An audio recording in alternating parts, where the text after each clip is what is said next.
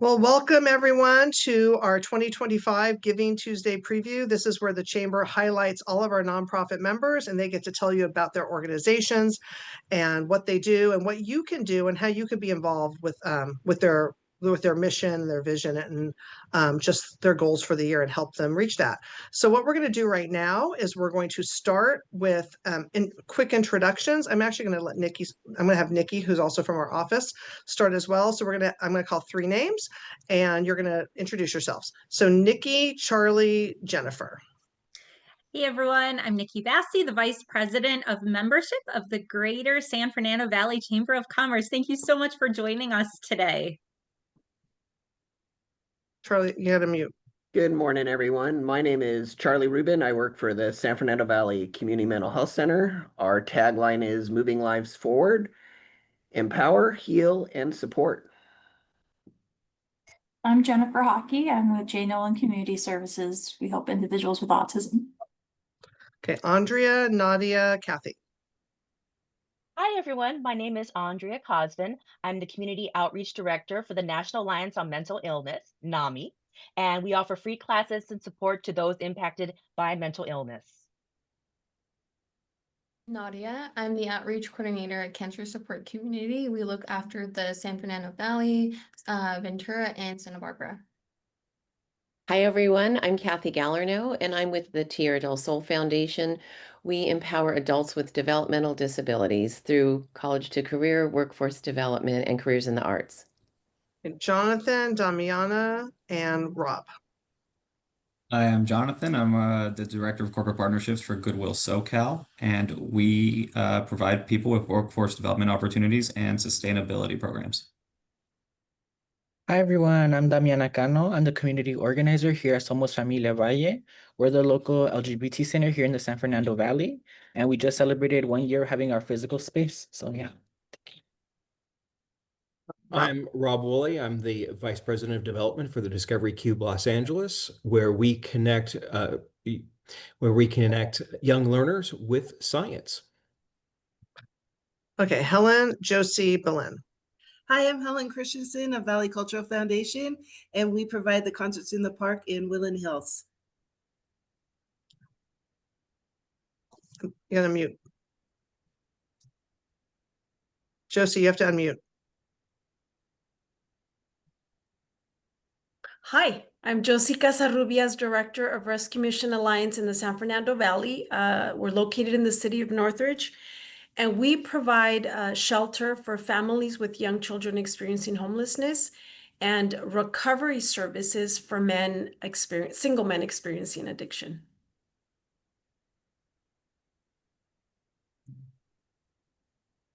Oh, we can't. Belen, we can't hear you. Is that better? Yeah. Okay. Hello, everyone. My name is Belen Amaya Morales. I'm with Guide Dogs of America, Tender Loving Canines. We're located in Sylmar, California, and our mission is transforming lives with partnerships with service dogs. Okay, Charlene, Stephen, and Lisa. Hi, my name is Charlene Spiteri. I'm the Director of Development for Haven Hills. Haven Hills we provide safety, security, and shelter to support survivors of domestic violence. And we're all over in the Valley. Okay. Jonathan, are you there? Oh, Stephen, you moved on my screen. Sorry. Hi, everyone. My name is Steven Mendoza. I'm with Northeast Valley Health Corporation. We are a community health center offering high quality care for those who need it most in the San Fernando, Santa Clarita Valleys. Okay, and then, wait, did I call Lisa? Yeah, I'm next. Hello, everyone. I'm Lisa Winkle. I'm Director of Marketing and Development for Icon CDC. We provide free small business training, consulting, and access to capital for small business owners. Okay, and Susan and Bob.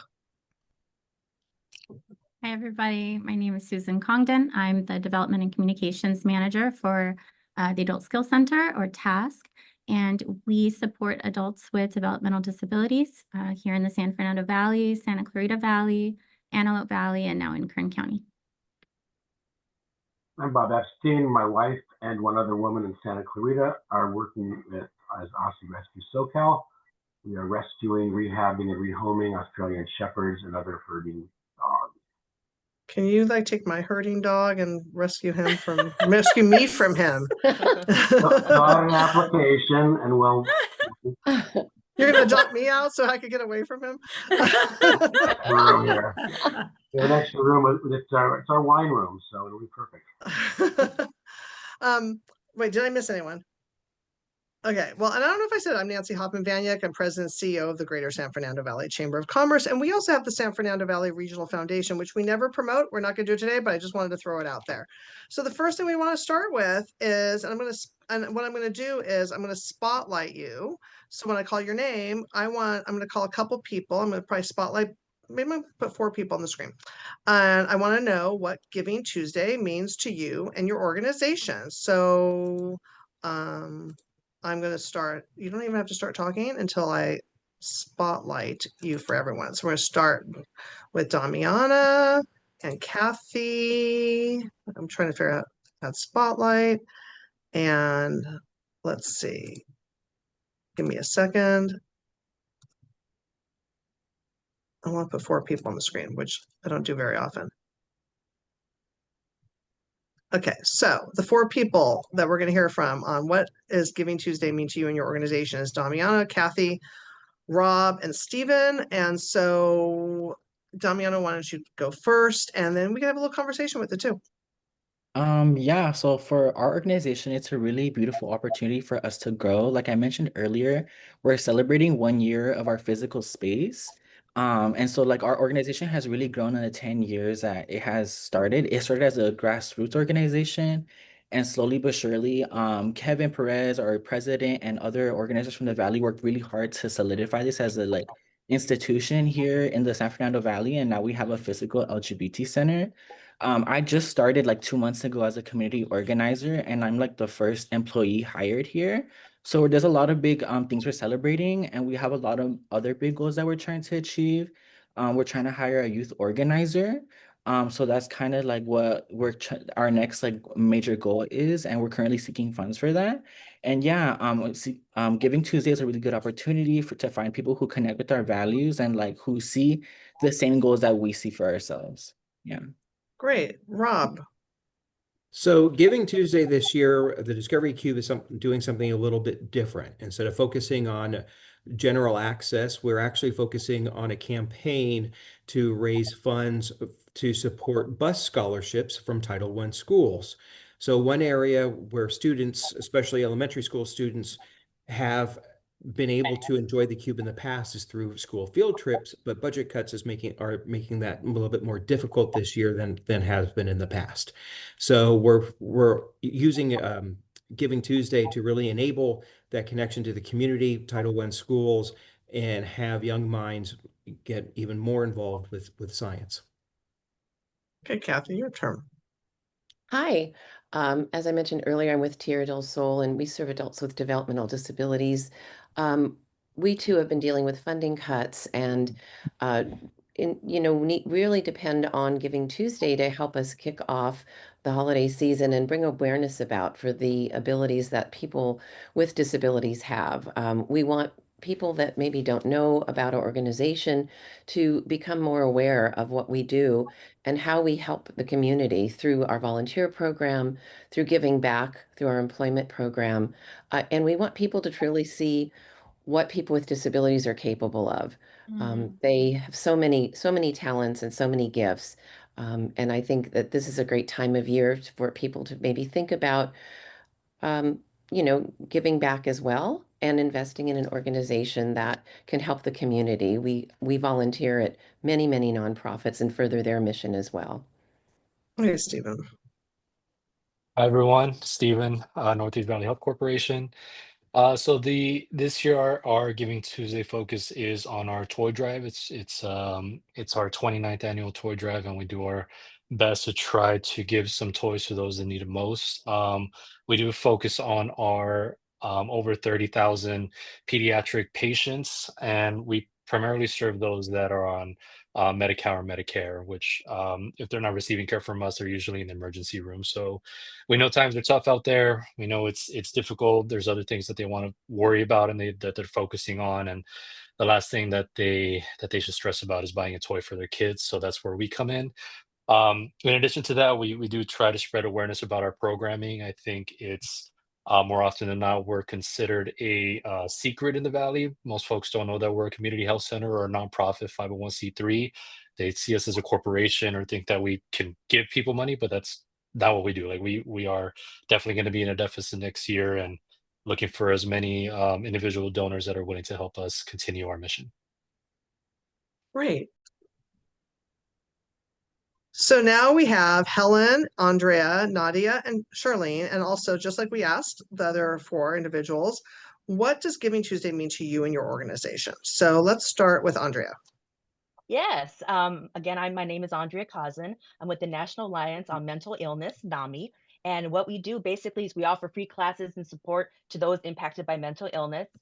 Giving Tuesday is a great opportunity for us to raise funds because we not only offer free classes and resources to those, those impacted by mental illness, but we also raise awareness to the issue by helping break the stigma of mental illness and advocate for, improved mental health funding, expanding access to healthcare, protecting those mental health rights that are so important, and influencing policy so treatment is more accessible. Now, we do like to spread awareness of NAMI's free resources, support groups, and programs, and encourage everyone to get involved with our annual NAMI walks. That takes place every year. Next year, it's going to be on May 16th at the LA State Historic Park. And what it does is it helps raise funds for those free programs and support groups that are needed so much. Also encourages early intervention and increased understanding of mental illness in the workplace, schools, and communities. We have several support groups.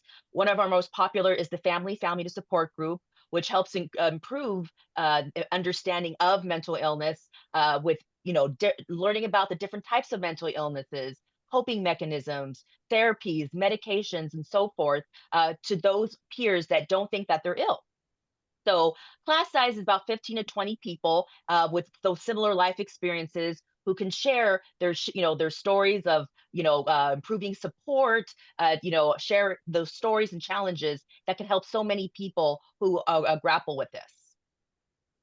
Great. And I'm going to remind everyone that we're going to have a lot more questions. So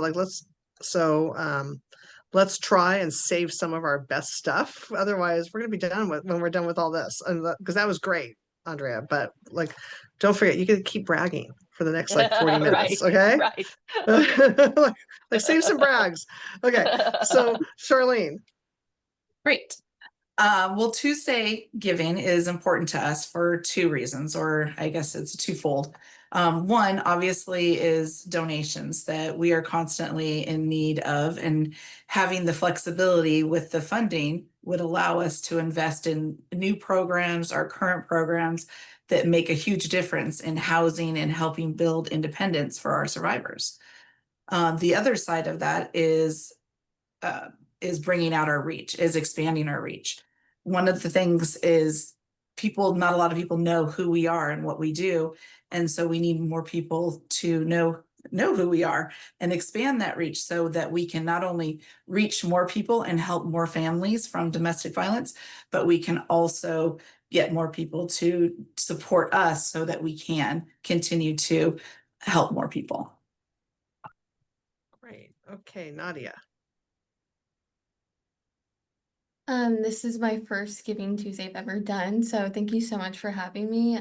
For us, it means a lot because we are individually funded, so we definitely rely on our donations to keep our doors open, but we are cancer support community, so everything that we offer is all at no cost to those who are impacted by cancer, so family, friends, spouse, anyone who's directly affected. We offer over 20 different support groups, but also yoga classes, wellness classes, healthy lifestyles, and we have our doors open for anyone who just feels like they don't have anywhere to go. So it means a lot for our community and for our staff as well. Great. Okay, Helen. Hi, and thank you for allowing me to participate in Giving Tuesday. Giving Tuesday is important for Valley Cultural Foundation in that we are also raising funds. We currently do a concert series in Warner Park. We have some concerts that are in North Hollywood, Burbank, and Porter Ranch. We'd like to expand the opportunity to allow our emerging artists to have more opportunities to showcase their music. That's awesome. Okay. So I'm really loving hearing how Giving Tuesday affects you because, through the chamber, we've been doing this. We started this during the pandemic, and we've never really said why this is important. And I think it's so great to hear like what Giving Tuesday means to your organization, how you're utilizing the Giving Tuesday mission, which is international, to forward your mission. So why don't we start with Charlie? Hi, good afternoon again. So, our organization, we provide many different services. Our center's been around for 55 years. We do child, adolescents, transitional age youth, adult, older adult, homeless. And our most difficult thing that we really push for is really toys for or gift cards to the transitional age youth. That's just the toughest age group to be able to support. We get a lot of stuff for the little kids and it's just really hard for that age group. So we appreciate your support. And we appreciate all you do for everyone in the community. We're going to do like the dogs back to back. So Bob and then Belen. Yeah, hi, Bob. That's Jay with Aussie Rescue.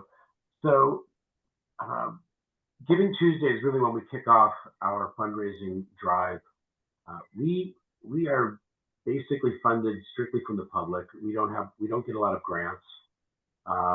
We get all of our money from people out there like you, who give us 50 or $100 bucks, or whatever they were able to give us.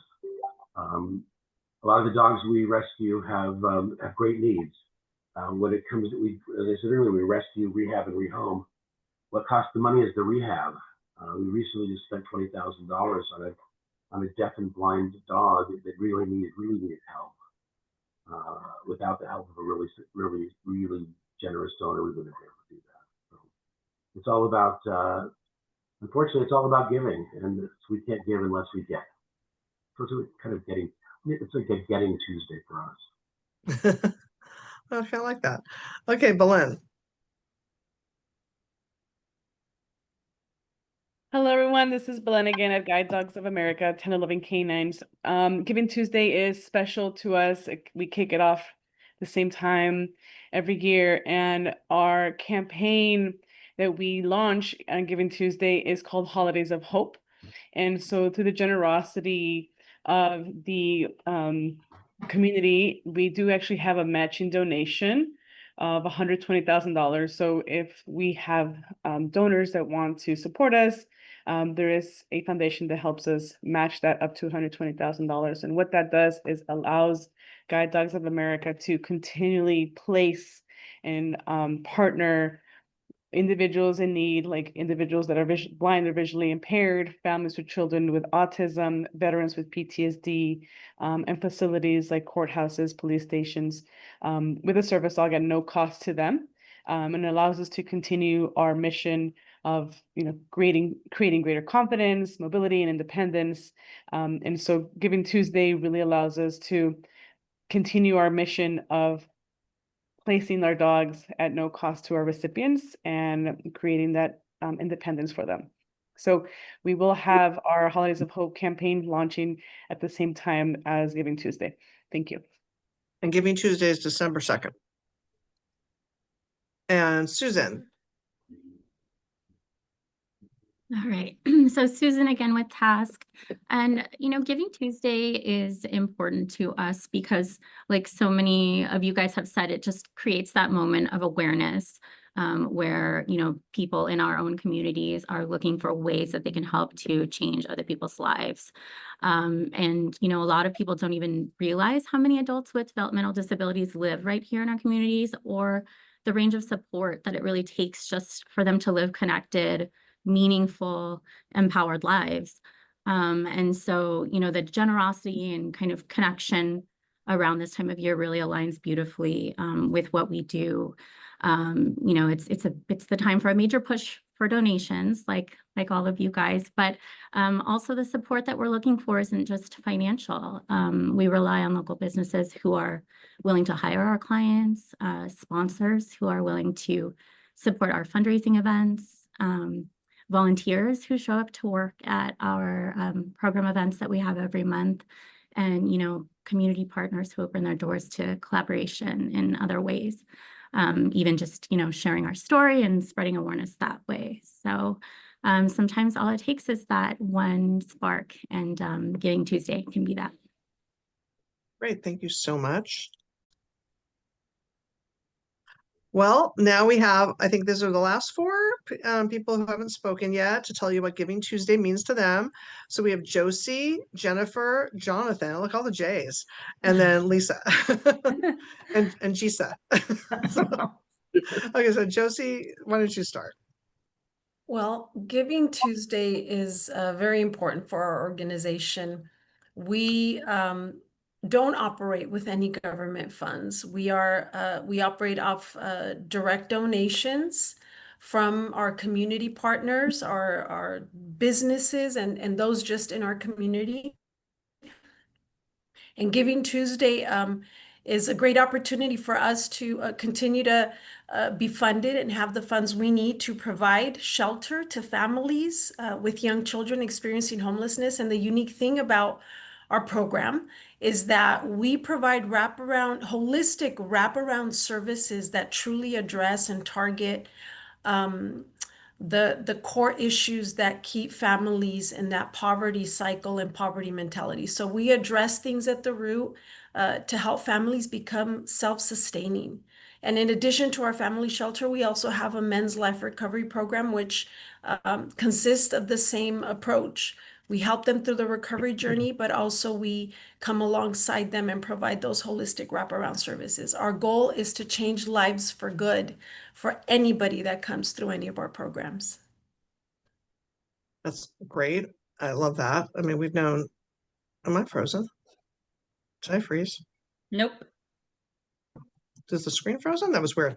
Okay, so let's go with Jennifer. I was going to say, but really go. We know the Rescue Mission Alliance before it was called the Rescue Mission Alliance. So we were there when they broke ground for the property that Josie's talking about. So Jennifer, take it away. Yes. Hi, so I'm Jennifer Hockney with Jane Owens Services, and we are using Giving Tuesday as an opportunity to highlight some of our programs that aren't funded by the government of California, and such as our nutritional services, where we help people who are neurodiverse eat healthier across the state of California. And we also have our adolescent and young adult program, where we're helping young adults transition out of finishing school into the workforce. And we're highlighting these programs and asking people to give monthly to help support these programs on Giving Tuesday, because even a small donation can help us plan throughout the year for how much we can grow those programs. Great. I just added Andrew to the screen because he just joined us. So Andrew, I'm just, so you know, we are going around and talking about Giving Tuesday means to your organization and you. So we'll call on you a little bit, but just be prepared. Next is Jonathan from Goodwill. Hi, everyone. Thank you for having me. So, for Goodwill, Giving Tuesday is actually one of the most important times of the year because it allows us to bring attention to all of our programs that go beyond the breadth of retail.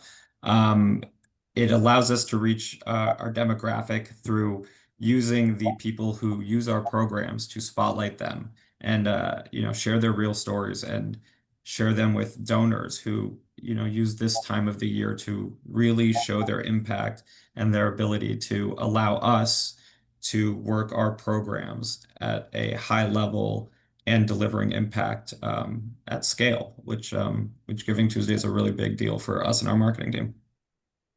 It's great. I mean, most people only see Goodwill as a thrift store when they are much bigger than that. Okay, Lisa, I mean, I just want to say, like, Icon CDC is probably the business-oriented group nonprofit that's on this page today. So I want to like turn it over to her, and then we're going to finish with Andre, sorry. Thank you, Nancy. Hello again. My name is Lisa Winkle from Icon CDC, and listening to everyone's missions is so moving. So good luck to you all on Giving Tuesday. Giving Tuesday is an international day of giving back to a mission that touches you. And for Icon CDC, this is my first year for Giving Tuesday for Icon CDC, but a lot of what we do is actually transforming lives here in the San Fernando Valley, providing pathways to financial success, adding benefits to the local economy, and just really creating opportunity for generational wealth. So if we depend on grants and sponsorships for everything that we do, all of our services are free of charge. So any income that any donations we can receive on Giving Tuesday would be greatly appreciated and put to great use in the community of the San Fernando Valley. Thank you. Okay, Andre, your turn. Thank you very much for this opportunity. I'm Andre Kachaturians. I'm the Chief Development Officer at Valley Community Healthcare. And our mission is to improve the health and well-being of our community, especially for low-income and medically underserved individuals and families throughout the San Fernando Valley and surrounding communities. One of our strongest areas is providing comprehensive, affordable primary and preventative care to low-income and medically underserved residents. And we've been doing this for over 55 years. We are a trusted medical home and family doctor for individuals and families who face systemic barriers to care. And we also have a very long history pioneering, for example, in HIV/AIDS care in the 80s when it was a stigma for folks to receive that kind of care, especially here in San Fernando Valley, where we were the only one or the first one to have that type of care available and providing those services of support. And Giving Tuesday is important to us because it allows us to reach out to our communities and sustain and expand our services. And support on that day allows us to increase our capacity, reduce wait times, and reach even more individuals during a time when Medi-Cal is in trouble, as is many of the other government programs that we rely on for our revenue. So helping Valley Community Healthcare is really helping the San Fernando Valley and surrounding communities. And as our motto goes, a healthy community is a community together. Thank you. Great, thank you so much. So as you can see on Giving Tuesday or Giving Tuesday preview, our nonprofits here, really are working hard to help their different constituents and help the San Fernando Valley. And I think the big word we heard through this whole thing is transform. Everyone has talked about transforming lives, transforming community. And I think that would be really great to hear what's your most successful program and why, because I think those programs will help you do that transformation. So why don't let's just pick a couple of you today. I'm going to go back to Charlie and let's see, Josie and Kathy from Tierra. We're just going to do three of you right now, okay? So, and I said Helen, right? Is that what I said? You What did I said say? No, Josie, Charlie, and Catherine. Kathy. Yeah. Okay, hold on. I can't find everyone in my little screen. Is Josie still here? Did you leave me? There she is. Oh, there she is. Well, she's not in the same place on your screen. Okay, so we'd love to hear from the three of you on what your most successful programs are and why they're so successful. And like I said, the theme really was transformation, and I think all of you have said that in some way or another. And so, I picked you because you all have very different audiences. And why don't we start with Josie? Thank you, Nancy. Well, our family shelter program is a very successful program. And the reason it's so successful is because we address root issues that keep people in poverty cycles or poverty mentality. And the way we approach that through our shelter program is that we don't just provide shelter and the basic necessities and try to get them into a home. All of that is part of the program, but we really take the time to educate and empower families and parents and children, because we also work with our teens and preteens. So we address all of those very important issues that often keep people in these cycles, because of the lack of education. And once you educate someone, once you empower them, once you love them well, and show that you're willing to do life with them for a short period of time, believing in them, it's amazing the impact that will have on a family, on an individual. To have somebody that believes in them, not just as providing basic necessities, but truly believes in their ability and what they're capable to do. So I say that that is one of our most successful and our most gratifying moments, to see families leave here with full-time employment, with vehicles, with substantial savings, and moving into their own space with minimal or no government resources back into the community. Great. Love that. Okay, Charlie.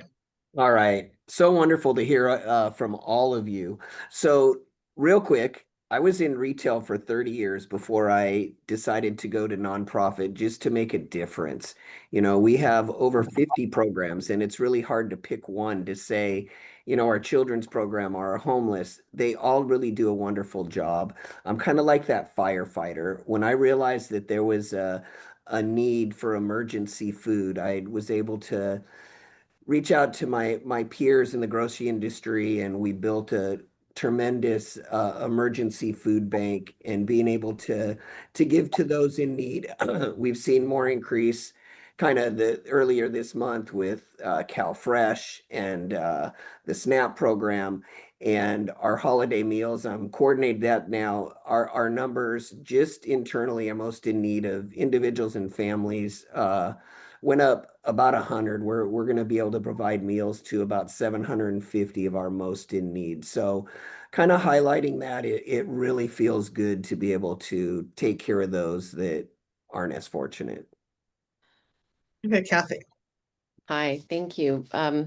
There's so many things that resonate with me that are similar to what your programs really do for others, that and the people that we serve at Tierra are very similar in that it's really about listening to them when they come to our program and finding out what their goals and their dreams are. People with developmental disabilities are no different than us. They want friends, they want families, and many of them want a job, whether that is they want to give back to the community, they want to feel needed, they want to be self-sufficient, and they want to be viewed by their peers and their family and their friends and their employers as somebody that is not just a person with a disability. So we have three main programs. It's College to Career, Careers in the Arts, and Workforce Development, but all three of them have the underlying program focus of employment, so employment for all. And I think what I just wanted to say is earning that paycheck for them is really a game changer. The day they get their first paycheck, I don't know about you, but I remember when I got my first paycheck, it was a feeling of independence and no longer, feeling like I had to ask permission to purchase something. And these individuals will go out and actually buy their family dinner. And it's amazing to see what having a job can really do for them and their self-esteem. And it resonates with the other people we serve with disabilities. And about 80% of our workforce does earn a paycheck in some form or another. Our artists create art and sell their textiles, their ceramics, and their art. They get a commission for that. People in our workforce development program learn skills. We have a paid internship program where somebody can hire a person with a disability. Tierra is the employer of record, and we actually pay for the salary for over 1,000 hours with the hope that the employer will actually hire them. And it's been a great gateway for these individuals to earn that paycheck and become employed. So I'm just proud of that program and what it does for the people that we serve. So I want to give you guys a follow-up. Tell us about a person or a family whose story represents the heart of your work. So Kathy, we're going to go backwards. Okay. There's a lot of stories, but I did think about one. And this and you don't have to name names. No, you don't have to name names. Okay, that's fine. I'll just use a first name. We had a young woman who graduated from high school. We didn't know her yet, but she was deaf.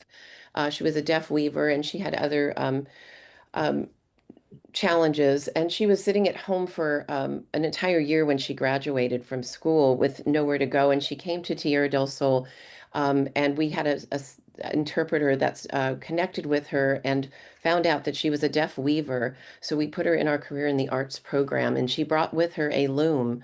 And she created amazing, intricate, beautiful shawls and clothing and apparel and wall hangings. And she taught others in the studio how to also become weavers. And it just was incredible. She started selling her creations on Facebook. She was not only an excellent weaver, but she also was an amazing artist and ceramicist. And no one really knew her gifts.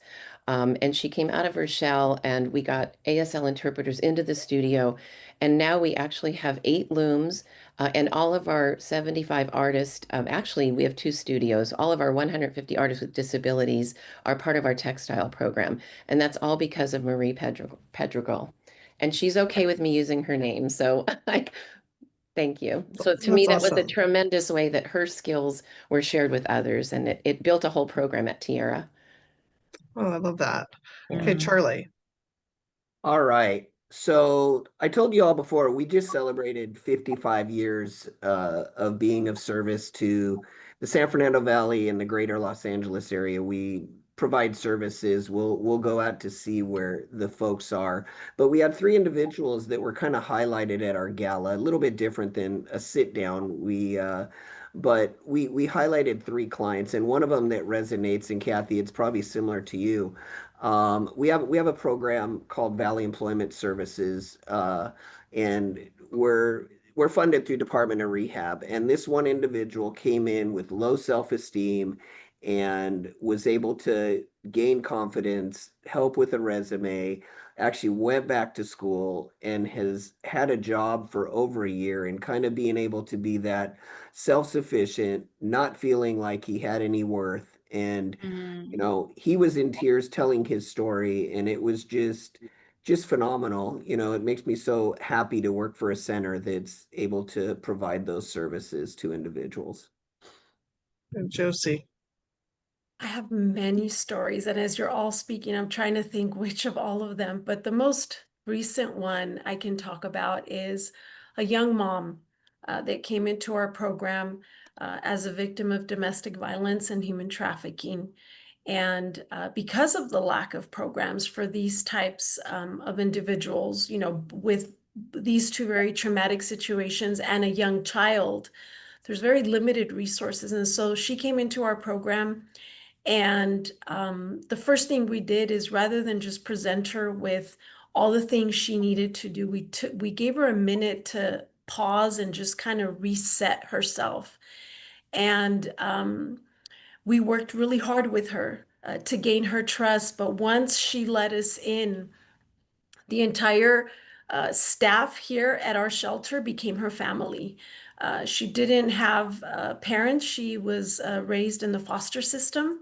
And so she just had all the wrong, perfect combination of things for everything to go wrong in her life. Well, after entering our program, she returned to school, completed her education, learned how to drive. Mind you, she was 19 when she came into our program, learned how to drive, saved enough to buy a car, went back into the workforce, completed parenting classes, did all of the things that often many of us just take as, well, I know how to do that. I know how to do this. She was learning from scratch.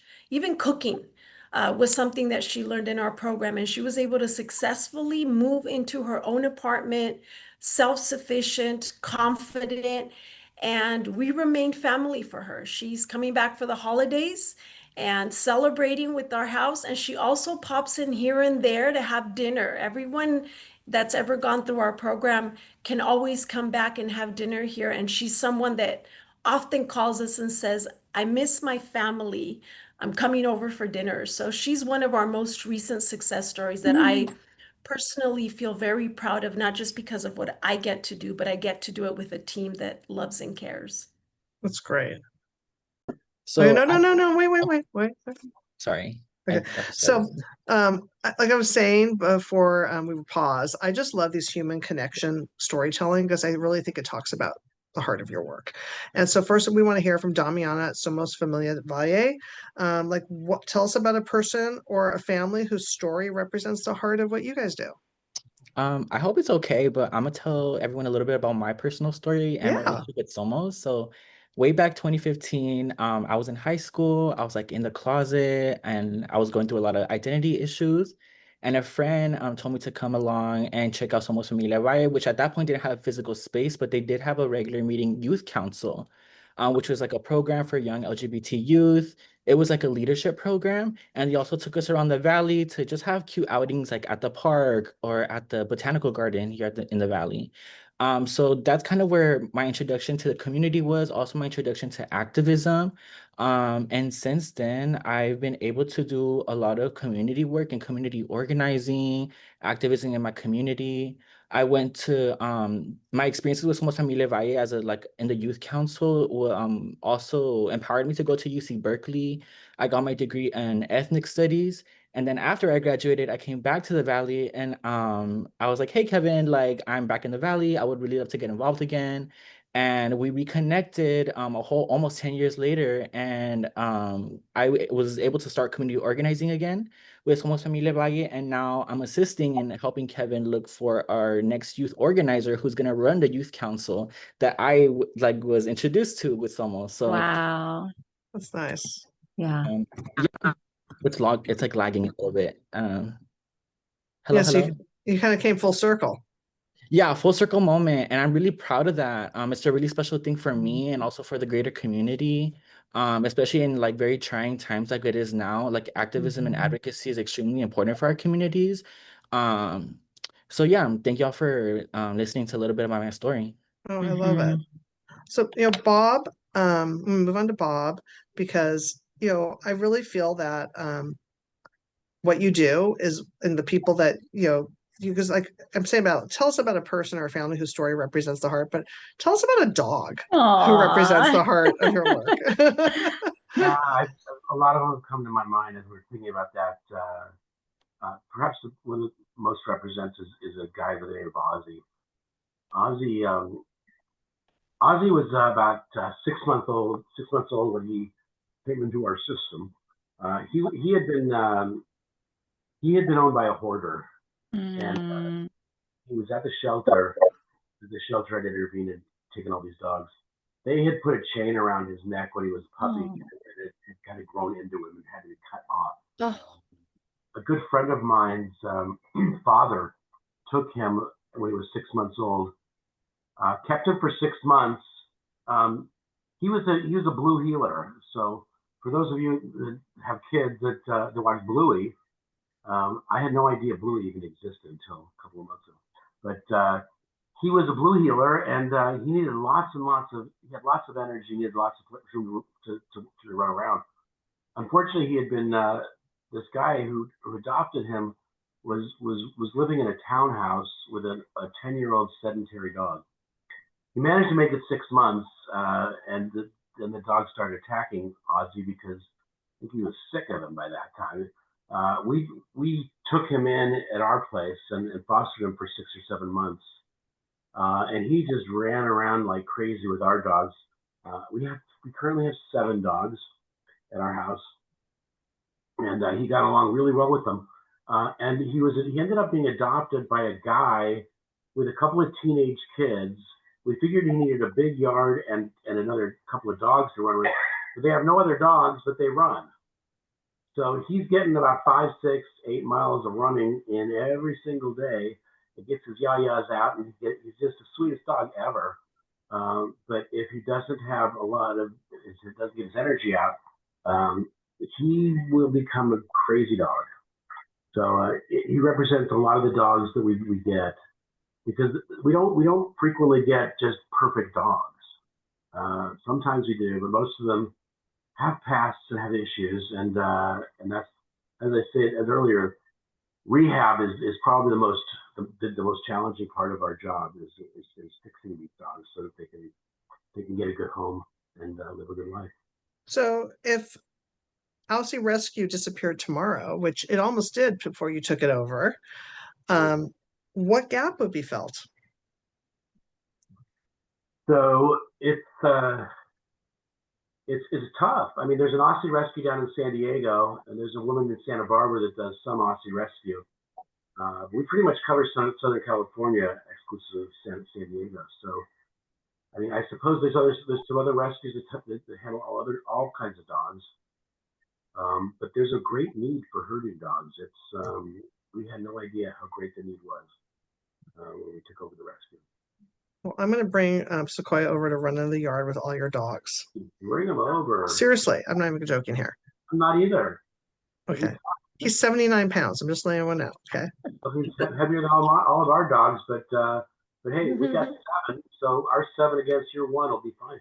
Okay, perfect. He always herds me when he's in the office. He herds everyone in my house, including the other dogs, everyone. Okay, so Lisa, same question. Tell us about a business, your story that speaks to the heart of your work, or an entrepreneur, an individual starting a business. Yeah. I have a couple of stories. One is was a young man named Joel. This last year, his father actually owned the business, started the business in 1999. During the pandemic, things got really difficult for him. It's a restaurant called Morisco's Corona. And they have a location I know one in Van Nuys, and that's the original one that his father was running. And he was on the verge of having to shut the restaurant. And Joel stepped in with the help of Icon CDC, our free, one-on-one business consultation. We were able to help them get everything back on track with that business with a microloan, like a small microloan. We were also able to help him then fulfill his dream of opening a second location in North Hollywood. So it's things like that where you're able to help somebody that has their dream right there in their hands and they see it slipping away, and to be able to give them the opportunity through our programs to actually get it back on track, provide them with the counseling they need to actually move forward and become, more stable. The other one, the big thing that we have going on right now is our sidewalk vending program. So when you look at this program on the surface, sidewalk vending is very controversial out there. And we have a 6-week program that is free, but it provides everything they need to know how to actually run a business. And we walk them through getting all of the licenses, all of their permits, making sure they have a health department permit, helping them get access to a free cart at the end of all of this. But when you see some of these people come in that have been working in fear out on the streets to try to raise enough money to feed their family at night, to be able to put a roof over their head. And they come to us and we're able to get them the services they need to actually work legally on the streets and be able to know that some of them have even taken the sidewalk vending cart to a food truck to then creating, their own brick and mortar restaurant. So it's a starting point. We're able to get them legal with the services that we provide, and then, help them get back out there on the street without fear. So those are some really good stories, and check out our website. You can read more. People forget. I mean, by the way, nonprofits, a tax staff, all of you are a business. So if you need help with your business, you can also go to Icon CDC and they can help you as well. So I want everyone on here to remember that. I'm putting that pitch out for anyone watching too. Thank you. So I'm going to go to Stephen, but before you start, Stephen, I'm going to tell my story about Northeast Valley Health Corporation. So we've done a lot of ribbon cuttings for you guys. You probably didn't even know that. And when Northeast Valley Health Corporation opened that women's center in Pacoima, for women who just, some of them didn't have insurance and all that stuff. It was one of those moments, because I had some friends, I was younger, who couldn't afford to go get a mammogram, who couldn't afford to go get a pap smear. And for a lot of you know me, I'm a cancer survivor, a female cancer survivor. So for me, it really resonated. And how much Northeast Valley Health Corporation has grown over the years and been able to help so many different individuals. I just wanted to share that because sometimes we're not even aware of what's in our own community. And if I didn't do that ribbon cutting, I still would never know to this day. And so I still want you to tell like a story about like a client. I mean, you obviously can't mention patient's name or something, but like some sort of story that you can tell that really kind of speaks to the heart of what Northeast Valley Health Corporation does. Sure. Thank you, Nancy, for sharing that too. And then I was also going to comment, Lisa, it's so funny that you brought up Joel from Mariscos Corona because he just agreed to um, collect toys for our toy drive today. Like I literally just sent him some boxes today. So They're around the great. corner from us. it's No, it's yeah, great, like great food, great guy. So I'm happy to hear that. he's great, and yeah, it's just a small world that we all know each other. So I was racking my brain trying to think of a story, and what came to mind was our board member. So I am allowed to share his name because he does serve on our board, and he's done plenty of videos about this. But his name is Richard Galvan. He's been serving on the board for a while now, and his story stands out to us because he's a patient of our adult health center. That's where we provide primarily HIV services, and um, I mean, I feel like for patients that are seeking those kinds of services or HIV related services, it's kind of difficult to find um, that kind of service out here in the Valley. They kind of have to go out to Hollywood or anywhere out there that they feel like they may receive better services. But our adult health center in Van Nuys is the reason at least Richard attributes to saving his life. And we've been providing these services for 35 years. It was a huge stigma, especially out in the 80s and the 90s. And I'm glad that at least it's starting to be a little bit more people are being more vocal about the importance of HIV services. So that's one of the stories that comes to mind. Richard Galvan, you all can definitely reach out to him. He serves on our board, and he continues to promote our services and make sure that those folks out in the Valley know what we do so we can also save their lives. That's great. I love hearing all this. Start this. Okay, so I think that sometimes when you're a nonprofit organization, people don't always understand what you do. They hear something, they think about it by what your name is, but they don't understand. So I'd like you guys to really quickly tell me what's one misconception about the population you serve. And also, because of that, what's the one thing you want people in the community to understand and remember, right? Because, it's how do we flip the script in their mind? So I'm going to start though with Charlene from Haven Hills.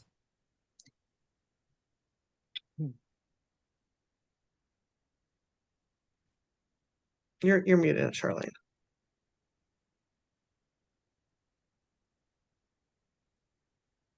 You keep muting. There. Oh, Not what's going letting on? me.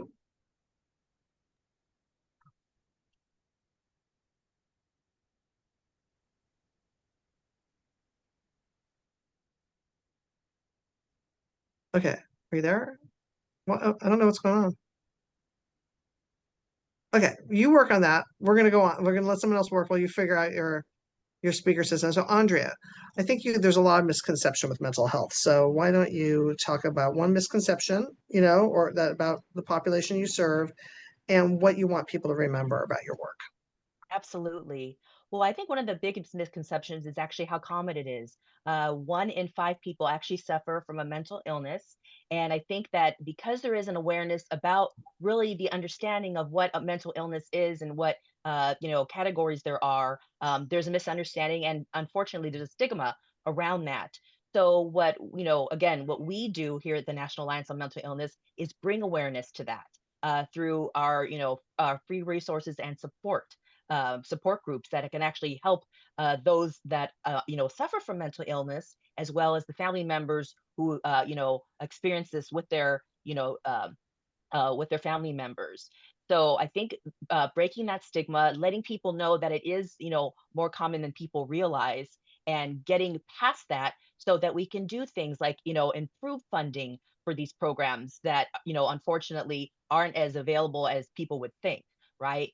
So, another thing is just influencing policy so that, you can actually access better treatment. And the better treatment, the more awareness there is, the more you can have those early intervention programs and get people to understand that this is something that we grapple with in our society. And frankly too, there is becoming more awareness around it, which is great, because again, it can help solve those problems and do those things that help our communities do better. That's great. Charlene, we got it working now? Yeah, I think so. I'm not sure. Can you guys hear me? Yeah, It we keeps hear you. going in Yep. and out. Okay. So this one's a little bit, I'm gonna jump in, and I'm new to the organization. So trying to answer some of these questions is a little bit new for me. So sorry about that. But one of the, I would say, this issues is people believing and understanding that men, women of domestic violence, that there's people that are here to help them, that they're going to be heard, and that they'll be safe. And people don't leave a situation because they don't know that they can get away and that they will get help, and they won't get back into the situation that they were already in. So that's one of the biggest things that we do is we have many men and women that we counsel, that come to us, that we talk to. Some it's weeks and some it's months, that we talk to before they ever even leave their situation that they're in, until they get to a comfortable space where they feel that they can leave and come and trust us. And then we can help them get through all the pieces. Once they come, and then we can help them not only with housing, with education, with their kids, security, making them feel safe so that they know their children are going to be safe, they're going to be safe, and that they can be secure. That's great. Okay, Belen, what misconceptions are there, and what do you want people to know more about your work that would help with those misconceptions? Absolutely. So one of the common misconceptions about Guide Dogs of America is, I think most of the time everybody thinks it's about the dogs, but we are a human services organization. We breed, raise, and train dogs for individuals that are blind or visually impaired, families with children with autism, or veterans with PTSD. So our goal and our mission is human service oriented. And especially with our guide dog program, a lot of people, especially now with the age of technology, starting to think, well, what's the point of having a guide dog? It's, there's technology, there's assistive technology everywhere that can guide people. But a lot of the times what's happening is that individuals need companionship, need a partnership. And our guide dogs and our service dog provide not only that service that they're doing, but also that partnership to have a comfortable life, a daily life where they feel like they're not alone. And that's what we're trying to embrace, is the independence that everybody is seeking, the things that we take for granted, walking around to do your coffee order. So the biggest things is we want to remember is that the dogs are a tool for our humans that are in seek of our services. We are also, another popular misconception is that we're not in California. Like Guide Dogs of America has the idea that we're like somewhere far, far away, but we're in California. We have been in California since 1948. And so we want to make sure that we share and that story of being local and connect to our local community as well. That's great. Okay, Jonathan, because since I started off with giving my example of Goodwill. Yeah, thanks. So yeah, I think the common misconception with Goodwill is that we are just a retail store who uses our programs to hire people at lower costs. When really 90% of every dollar that we get goes directly to our programs around workforce development and sustainability. We work with 5 main pillars, being veterans, recently incarcerated, currently or recently houseless, women at risk, and families at risk. And we use that money to not only get people jobs, but to fight recidivism and keep people out of the flow that they have been in. You think you get a job and it's done, but really what Goodwill does is we stay with the people through, you don't get a job you get a job, great. You don't get a paycheck for 2 weeks. There's no one to watch your kids. You don't have a car, maybe you don't have money for gas. And so we really use the funds made through the stores and through our corporate partnerships to get people back on their feet, more so than just finding them a job. And I want to say, we heard from Lisa, and they run a business source center, and Goodwill runs work source centers. So, they kind of work hand in hand, but they also work independently, but they're actually funded by the city of LA. So I know Goodwill Mhm. has more than just in the city of LA. I'm on the Workforce Development Board, so here's my little pitch here. So I work a lot with workforce development centers as well, and through the Chamber of Business Source Centers. And so you're very fortunate if you're a member of the chamber, because we have every single one in the Valley as a member. And so they're here to help you. So just remember that, whether you have an employee that needs help or your business needs help. So there's my extra pitch for everyone. Okay, so let's go to Susan. Okay, same question about misconceptions. Yeah, misconception. And then, like, what do you want people to remember about task? Sure. So one of the biggest misconceptions we see is the idea that people with developmental disabilities all have the same needs or the same abilities, when in reality, they are incredibly diverse. Some communicate without spoken language, some have, really complex medical needs, others work, volunteer, they're creating art, they're participating in their communities every day. There's really no one profile. And then the other big misconception is that our work is about taking care of people. What we actually do is we support autonomy. We focus on, helping people make their own choices, build connections, and participate in their communities in ways that feel meaningful to them. Some people do need those higher levels of support, and that's why we have our clinicians, behavior specialists, their nurses, therapists, et cetera. But even when someone needs a lot of that assistance, the goal is always, dignity and independence and inclusion. And so we want the community just to really understand that every person is an individual with their own personality and interests and goals. And that when you put the right supports in place, people are allowed to thrive, and they contribute and they enrich our communities in ways that we had no idea that they were capable of. Right. And, by the way, Task is across the street from us. They have a little store called Sunnyside. And so if you're over in Sherman, what? Sunny Spot. And if you're over at Sherman Way in Havenhurst and you need to go grab like a coffee or something, it's a great little place to go to. And then I just have to plug that. And I haven't been there lately, so I have to go back. Okay, Nadia. I think one of the misconceptions is the conversation, how taboo it can be. And I've seen it out where it's like, oh, I hope that never happens. And I hope it never happens to anyone. But I think a lot of it mentally has a lot to do with, you physically. And our support groups, I've seen firsthand how the character development happens over time. I've seen men not want to talk about cancer. And I think it can affect anyone in the family. So the support groups are so beneficial, but understand like not everyone wants to talk about it. And I mean, it's very important, but I think our support groups, help to have that safe environment for them to openly talk about it. That's great. Like I said, I'm a cancer survivor, so I know that everyone has different needs when it comes to that. I live in Santa Clarita, and we have a very similar group called Circle of Hope, and I can't say enough good things about what it helped my friend when she was going through breast cancer. And so, if you're in the San Fernando Valley or other communities that Cancer Support Committee does, they do the exact same thing, and it definitely is a lifeline. So let's switch up, get going. Okay, so Helen, you are the most, besides Lisa, probably one of the most different organizations that are on here by providing music for the community. So, why don't you tell a story about like how you help support local artists, local musicians, and then also how music brings everyone together? Right. So one of the great things is being on the band stage and looking out across the whole audience. That can be anywhere between 2,000 to 10,000 people in the audience.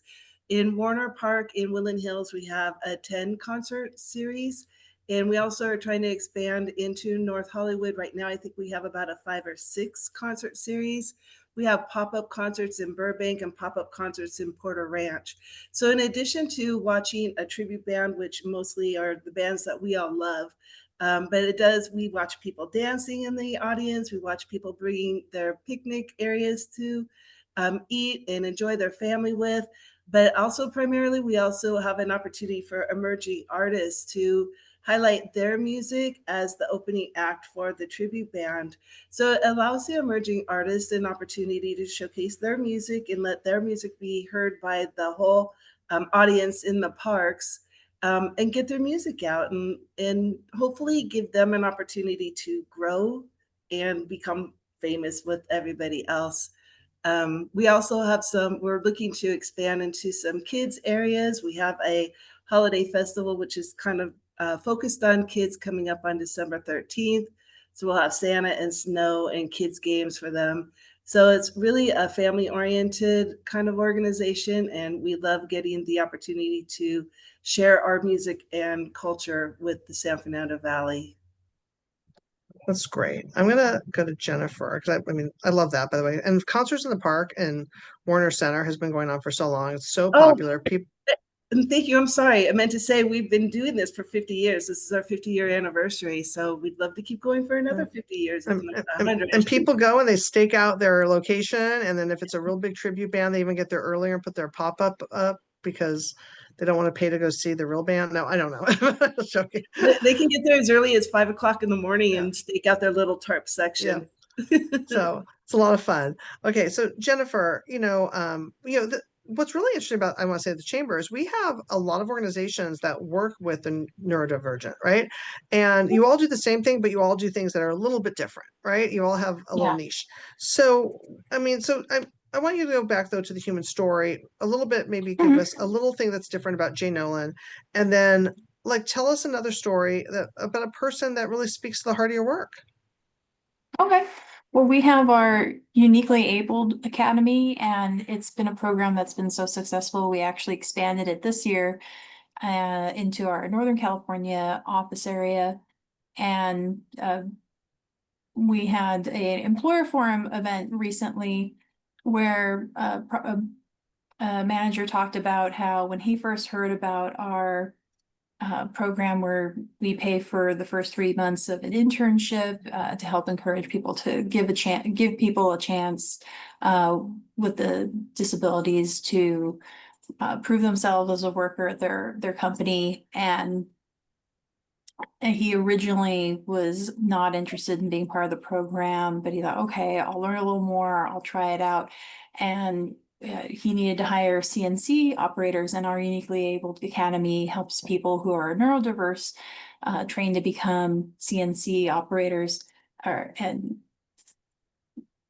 he was so impressed by how well the people in the internship did that he said, I want to hire the entire cohort. With his budget, he was able to hire 20 people.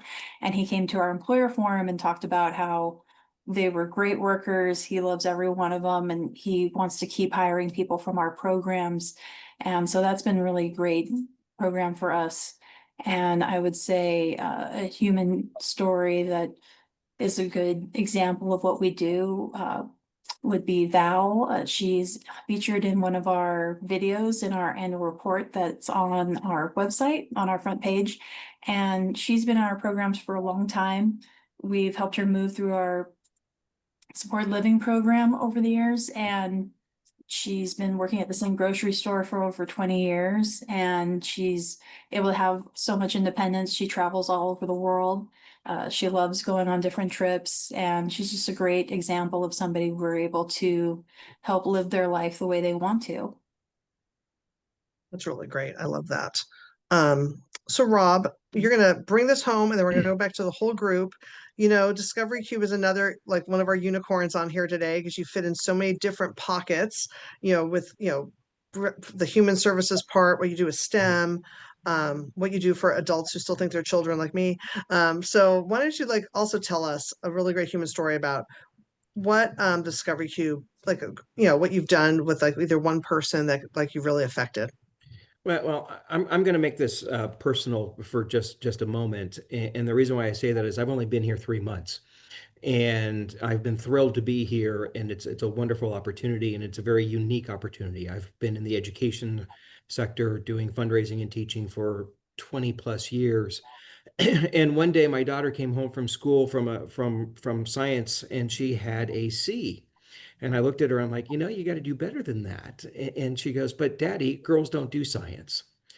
And for me, it was kind of a gut punch, but I was fortunate to be working at a place where we had a marine science lab out on Catalina, where 95% of the people doing science at the marine science lab were female.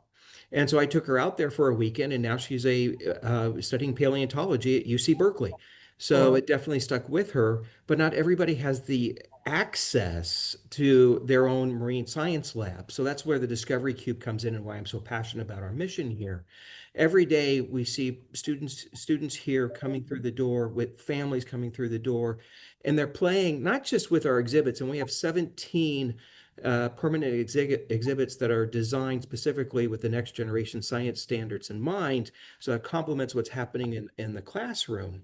But you're seeing over 200,000 people, including 150,000 children a year, come to the Discovery Cube and learn about science. Might be putting together a race car, but they're learning physics about what's going to get that race car over the hump. We have a space back in the back where we have an eco-friendly home. And they're learning about, okay, the difference between a CFL light bulb and an incandescent light bulb and an LED light bulb. And so they're learning real life lessons through play, and they're also learning skills that complement what they're doing in science. And just to bring it back full circle, one of the reasons why I wanted to focus our year-end campaign, starting with Giving Tuesday, on buses was because we have over 50,000 students a year come for field trips. And that's in decline because buses can be from $500 to $750 per bus. So that's 10 to 15, even $20 per student that Title I schools just don't have access to for fun. So if we can give those scholarships out, we're providing opportunities and seats for future scientists to come learn about their future craft if they end up choosing that. So that's why I'm here. That's why this Discovery Cube is here, and that's why we're focused on what we're doing for Giving Tuesday. I love it. You know, I watched that place be built, so it was great. Yeah. So we are going to go back to everyone, and what I want to do now is because we need to wrap it up. So in 5 words or less, okay? Remember that 5 words or less, and this time you don't have to give what your mission is. What does $100 or another small donation allow your organization to do? So, so think about that really quick. And I'm going to call 3 people, and then you just need to say like $100 could buy food for a family. I don't know, $100 could buy so much dog food for a dog, whatever, or it goes towards something. I was at a event where they did one of those like auctions where it was just cash, but they would say like this $1,000 could provide X amount of clients with whatever it is. And so that's how I kind of want you to think about that. And it could be, you could do a smaller amount. Some groups like $50. Okay, thanks, Jonathan. Sorry you have to run, but thank you for being here. You could just sit there and say like, if it was $50, we could provide XYZ, or maybe it's 5 admissions to Discovery Cube. So just as an example, and maybe there's 5 admissions. But so what I'm gonna do is I'm gonna call 3 names, and then you just need to say this is what they could do. And then you're going to want to end it with, and I'm so-and-so from Icon CDC or whatever, wherever you're from. You don't have to say Icon CDC. So let's start with Belen, Lisa, Josie. Hello. So at Guide Dogs of America, $100 will actually help our puppies start off on the right foot by covering the cost of newborn care, microchips, and vaccines. And I'm Belen Amaya Morales, Guide Dogs of America, 10 and 11 Canines in Silmar, California. Thank you. At Rescue Mission, $100 donation feeds our entire house for a day, and we have 80 beds. So when you think about what we can do with that money in a day, it's pretty significant, but very impactful. Okay, Lisa. I'm Lisa with Icon CDC, and for $100, that would help us provide much needed services to our budding entrepreneurs in the San Fernando Valley.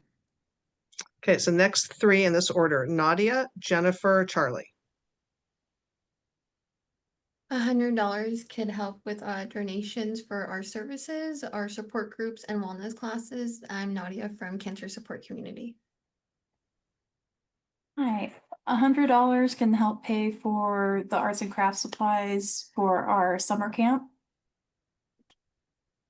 Charlie. $100 could be broken down to 10 gift cards, like 10 Starbucks gift cards to give to our transitional age youth and help move their lives forward. Okay, so Bob, Susan, Stephen. $100 will send an Aussie to college. No, $100. $100 will go toward the spay or neutering of a dog so that we can get them a new home. Okay, $100 at task. That could help us make a bunch of different everyday experiences possible, like community outings or buying art supplies or adaptive materials for clients. $100 just would really help to strengthen our programs that allow these individuals to participate fully in their community. I'm Susan with Task. Okay. Everyone, $100 can help purchase 10 toys, bringing joy to a kid's life. It could also purchase about 7 breastfeeding aprons for expecting mothers, or it can purchase 7 healthcare for the homeless kits for our unhoused individuals. Okay, Kathy, Rob, Helen. Hi, $100 can get our TR associates out to their volunteer jobs during the week with coaches, and can also help with art supplies and also training materials for our staff. And I'm Kathy from Tierra del Sol. Hi, $100 can help fund 10 students on a field trip to learn about science. And I'm Rob with the Discovery Queue. Hi, $100 will help contribute to the music in the park. And I am Helen from Valley Cultural Foundation. Okay, Nikki, you get to go too.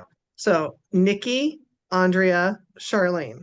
What am I saying? Just thanking everyone for being $100 can do what for the chamber? Keep for our the lights chamber. on. Yeah. Yeah, we appreciate the technology donations with your memberships. It's helping us all to get computers that work. Okay, Andrea and Charlene. Yes, $100 could actually help fund our free classes and support groups by those impacted by mental illness. You're unmute. Oh, No, Charlene. Sorry. You're good. I'm good. Can you hear me? I'm sorry. Yeah. $100 will help us feed 3 families for a day. I'm Charlene with Haven Hills. Okay. I have to say that this was my favorite Giving Tuesday because this was the first time I think we asked questions that really could help you, not just tell people what you do. And so I'm really excited to hear about like your human connection stories and who you serve. And I hope that the people who are going to be watching this see that too, because we want to support all of our nonprofits. We are going to ask you one more favor. If you want to take like a 2-minute video like that, you could take yourself, someone could record it and send it to us. We're going to highlight you on our Instagram over the course of the next few months. So just make sure your lighting's good. We want our members to hear more about what you do. Please keep it under 2 minutes so it could be a reel. Yeah, I know 3 minutes is real, but people's attention span really only stays on it for about 45 seconds. So get as much as you can in. Make sure you say your name, your organization, and give us a video. And with that, I want to thank everyone who's been watching and hearing about our member nonprofits. Happy Giving Tuesday, everyone, and happy holidays. Thank you so much. Thank you, Thank Nancy. you. thank Thank you. you. Thank you.